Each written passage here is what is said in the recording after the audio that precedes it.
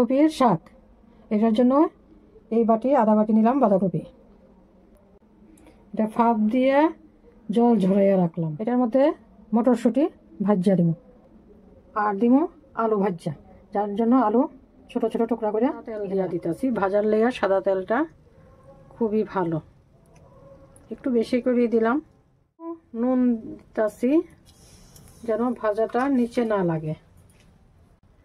আধা চামচ হলুদ এটার মধ্যে ছাইড়া দিতেছি। বাঁধাকপি বাদামি হলে পরে এটা নামাই নিব। একটু কম আছে এটা ভাজা দরকার, নতুবা ভেতরে লবণ ভালো করে ঢুকতো না। এটা ভাজা হোক। বা ভাজা হয়ে গেছে গা 5 থেকে 7 মিনিট এটা আমি ভাজা নিলাম। এবার এটা আমি নামাই নিব। এবার তেল থেকে ছাইকা এটা তৈলা নিতেছি। এই তেলের মধ্যেই আমি পরে আলুটা দিয়া দিব। বাহ, সুন্দর কালার।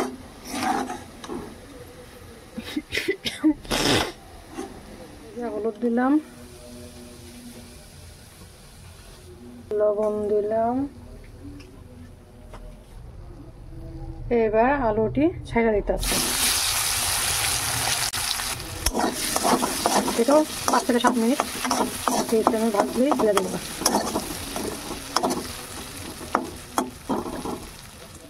পাঁচ থেকে 7 মিনিট পর আবার ফিরে আইলাম। আর খুব সুন্দর লালচে কালার নিচে, আলুগুলো সুন্দর ভাজা হয়ে গেছে। এবার এটা নামাই নিতেছি। আগের ভাজার মধ্যেই রেখে দিতেছি।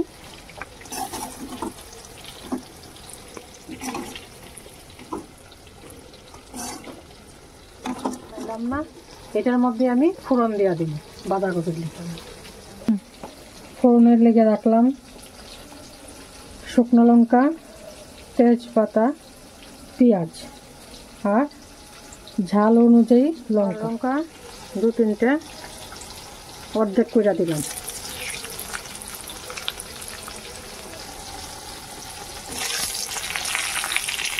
লঙ্কাগুলো তো ভাজা হোক ভালো করে। ভাজা হওয়ার পরে তেজপাতা দিয়া দিই, লাল লাল হয়ে বাদামি কালার। শুকনো লঙ্কাগুলো ভাজা হয়ে গেছে। এবার তেজপাতা, পেঁয়াজ সম্ভব ভাজা হয়ে কাঁচা লঙ্কার একটা আলাদা সেন্ট আসে।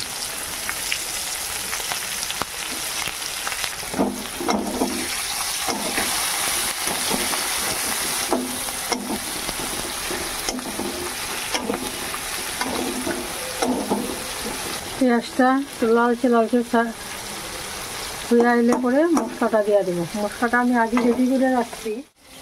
জিরা, পরিমাণ মতো জিরা, পরিমাণ মতো ধনিয়া আর আদা, কাঁচা লঙ্কা। এটা এবার দিয়ে দিতেছি।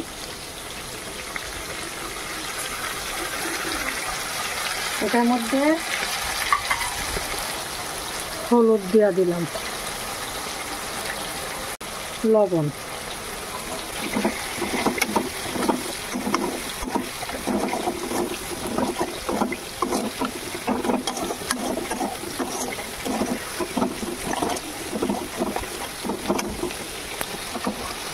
মশলাটা একটু টাইম না এলে পরে একটু লালচে তেলগুলো ছাড়লে পরে দিয়ে বাঁধাকপিটা দিয়ে মশলাগুলো ভাজা হয়ে আসছে।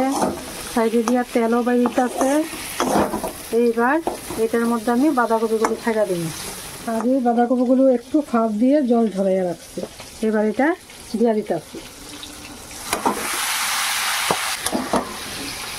এবার এটারে নাড়াইয়া চালাইয়া মশলাগুলো মিশিয়ে দিতেছি।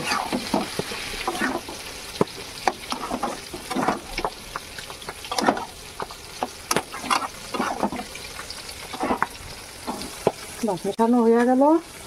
এবার এটারে ঢাকনা দিয়া 5-7 মিনিট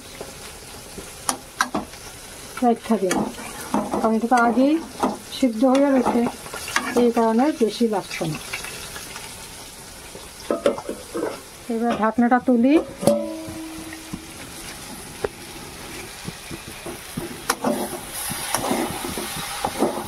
বাহ, পুরোটা একদম মেশা হয়ে গেল, কিন্তু জট লাগেনি, ঝরা। এবার এটার মধ্যে আগের থেকে ভাজা রাখা মটরশুঁটি আর আলু ছিল, এটা জল দিয়ে ফেলিনি, এটার মধ্যে দিয়ে দেব। বাস, এবার একটু নাড়াচাড়া দিয়ে নামায় নিব। নামানোর আগে একটা জিনিস দিব, এটা আপনারা ইচ্ছা করলে দিতে পারেন, নাও দিতে পারেন। একটু মিশা যাক পুরোটার সঙ্গে। এইবার এটার মধ্যে একটু ঘি দিয়ে দিন। এটা আপনারা ইচ্ছা করলে দিতে পারেন, নাও দিতে পারেন।